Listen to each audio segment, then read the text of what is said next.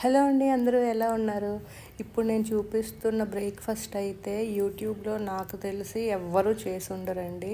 కావాలంటే మీరు యూట్యూబ్లో సెర్చ్ చేసి చూడండి. ఇది చాలా ఈ రొట్టె చేసుకోవటానికి మనకి పల్లీలు కావాలి. పల్లీలు ఒక కప్పు అయితే 1.5 కప్పు ఇడ్లీ రవ్వ వేసుకోవాలి. అలానే ఉల్లిపాయ, పచ్చిమిర్చి, జీలకర్ర అంతే అండి, ఇంకేం లేదు. పల్లీలని ఇదిగోండి, పచ్చి పల్లీలే, వేయించినవి కాదు. పచ్చి పల్లీలని ఇలా పేస్ట్ చేసేసుకోవాలి.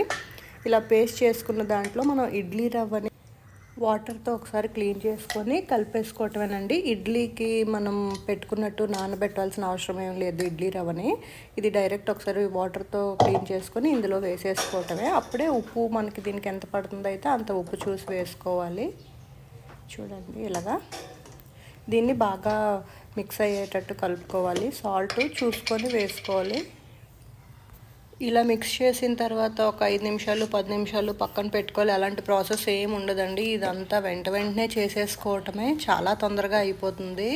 కాకపోతే ఏంటి అంటే మొత్తం ఈ రొట్టె మొత్తం సిమ్లోనే పెట్టి చేసుకోవాలి.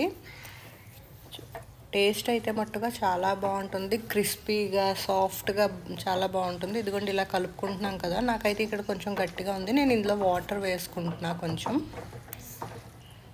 ఇలా కలుపుకుంటున్నప్పుడే మనం వాటర్, సాల్ట్ అన్నీ చూసుకోవాలండి. ఇదేం పెద్ద ప్రాసెస్ ఉండదు. తర్వాత ఒక ప్యాన్ పెట్టుకొని అందులో మెయిన్ ఇదేనండి ఈ రొట్టెకి, జీలకర్ర, పచ్చిమిర్చి, ఉల్లిపాయలు ఇప్పుడే వేసేసి బాగా వేగనవసరం లేదు. కొంచెం ఉల్లిపాయ కలర్ మారితే చాలు.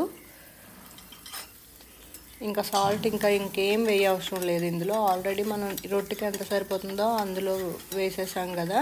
ఇదిగోండి, ఇది బాగా కలుపుకోవాలి. ఆనియన్ జస్ట్ కలర్ మారితే చాలు, మరి బ్రౌన్గా ఏం అవసరం లేదు. ఇలా వేగించుకున్నాక ఏముందండి, ఇప్పుడు ఈ వేయించుకున్న పోపునంతటిని మనం ముందుగానే రెడీ చేసుకున్న బ్యాటర్లో వేసేసుకోవాలి. ఇదిగోండి, అలా వేసుకొని మళ్ళీ ప్యాన్ పెట్టి ఆయిల్ వేసి, ఆయిల్ మట్టుగా చాలా వేడవ్వాలి. ఈలోపు దాన్ని బాగా కలుపుకోవాలండి.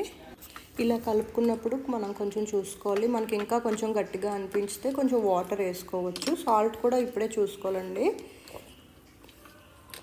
ఈ రొట్టె అయితే మట్టుగా అసలు చాలా టేస్ట్ ఉంటుంది. నాకు తెలిసి యూట్యూబ్లో ఎవ్వరు ఇప్పటికొచ్చి పల్లి రొట్టె అయితే చేయలేదు. నేను మళ్ళీ చెప్తున్నా, మీరు ఎక్కడన్నా సెర్చ్ చేసి చూడండి. ఇది చాలా హెల్దీ. యాక్చువల్గా ఇడ్లీ రవ్వతో చేసుకోవచ్చు, లేదంటే మనకి వరి నూకతో కూడా చేస్తారండి. ఎక్కువ వరి నూకతో అయితే కొంచెం టైం ఎక్కువ పడుతుంది ఉడకడానికి. ఇదిగోండి, ఇలా బాగా మిక్స్ చేసుకున్నాక ఆయిల్ వేడెక్కింది కదా, ఇలా వేసేసుకొని బాగా స్ప్రెడ్ చేసుకోవటమే. ఇది కొంచెం దలసరిగానే వేసుకోవాలండి. ఇంకా వేసుకున్నాక ఫుల్ సిమ్లో పెట్టేయాలి.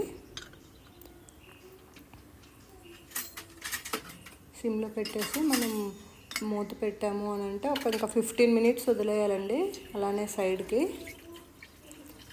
15 మినిట్స్ వరకు మనం మూత తీసి చూడటం అలాంటిది ఏముండదు. ఆ తర్వాత ఇదిగోండి, మనకి మంచి స్మెల్ వస్తుంది. అది ఉడికిపోయింది అని మనకు తెలుస్తుంది.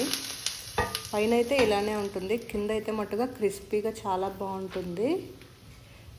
రొట్టె బ్యాక్ సైడ్ అయితే క్రిస్పీ ఉంటుంది, పైన వచ్చేసి చాలా సాఫ్ట్గా ఉంటుంది. మీకు చూపిస్తా చూడండి.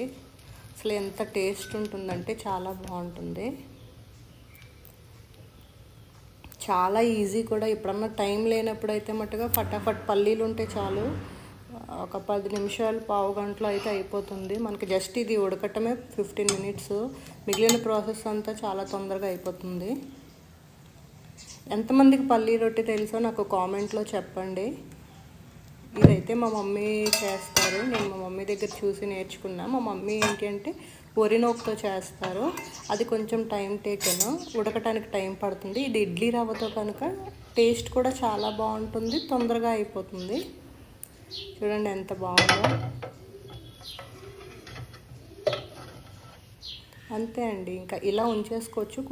కింద మనకి ఈ రొట్టె బ్యాక్ సైడ్ కూడా కొంచెం కలర్ చేంజ్ అయ్యి కొంచెం క్రిస్పీ కావాలి అనుకుంటే జస్ట్ ఇప్పుడు నేను పెడుతున్నట్టు తిరిగేసి కూడా ఒకసారి ప్యాన్ మీద జస్ట్ ఒక 2 మినిట్స్ అట్లా ఉంచి స్టవ్ బంద్ చేసేసుకోవటం. అసలు ఇంకా ఏం చట్నీ ఏం అవసరం లేదు దీనికి, ఇలానే బాగుంటుంది. Thank you.